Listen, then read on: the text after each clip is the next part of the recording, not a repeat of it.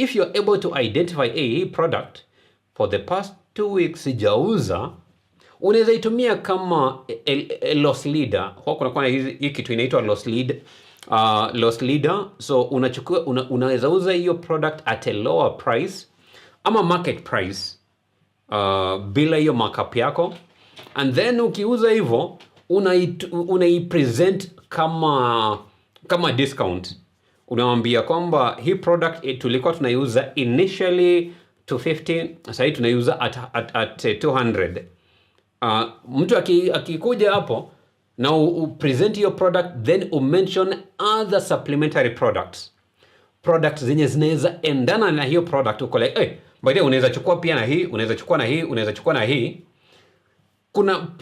Hiyo itasaidia ku open up your shelves for the products zenye actually zina move, na pia itasaidia ku create ile goodwill ya umefanyia this customer something yenye hakuwa na expect. Umemuuzia something at a cheaper price. Let me tell you something. I mean, there is no denying the fact that kwa tunapenda discounts. We love good discounts. So ukikuwa able ku offer discounts on select products zenye maybe hazikuwa zina move venye una expect na unataka ku clear out the store, unaweza amua kucheza kama wewe. Uone okay, hizi products hazimove, but then una announce. Mtu akikuja kwa duka lako kununua kitu kingine, unamwambia hey, by the way, kuna hii product yenye sasa tuna offer discount.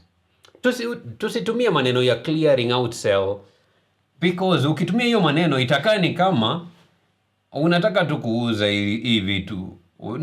Nikikuja leo nisiponunua, nikikuja kesho juu na clear, inabidi uniuzie cheaper, because inamaanisha tu kwamba okay, hii aspect ya clearing out sale, the issue yenye huwa naona nayo, hiyo ni personal.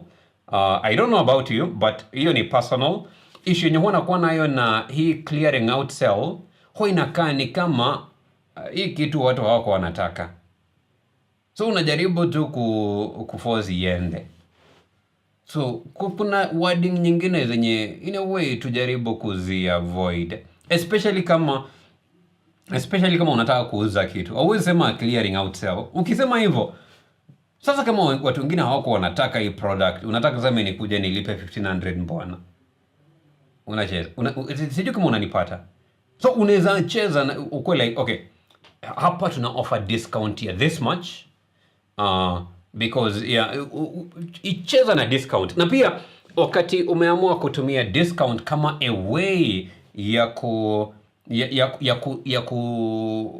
ku encourage more customers kukam kwa duka lako, unaweza tumia platform ya Dayhub ku specify kwamba hii wiki kutoka leo mpaka Saturday, for example, we are running a discount. Na si lazima sasa ukumbuke ati Saturday unafaa kuacha kupeana discount.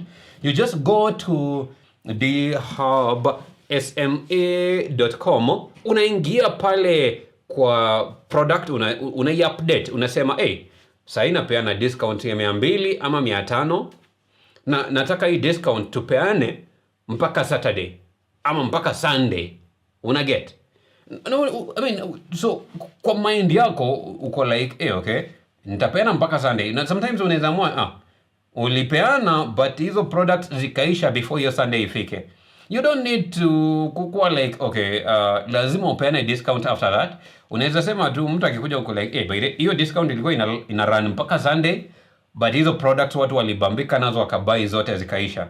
Hiyo pia ina add a bonga points kwako. Ina feel like okay, the products zenye unauza, they are so good mpaka people bought them before hiyo day yenye ulikuwa na expect ifike. Discount ilikuwa ya mpaka Sunday, but products zenye hizo products zikaisha before your Sunday. So hapo watu wanaenda mahali penye kuna demand. Unacheki, watu wanataka kununua kitu chenye wengine wanataka. So ukisha understand that psychology, huwa inakuwa easier for you to market your product